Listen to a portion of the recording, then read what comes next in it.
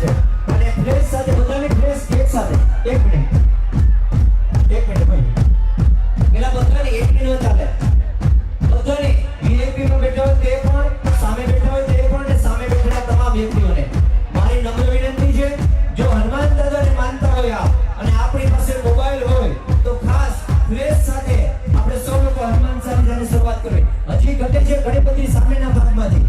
ચાલો અને લાઈટ વાળાને વિનંતી કરીશ ખાસ આપ લાઈટ ઓફ કરજો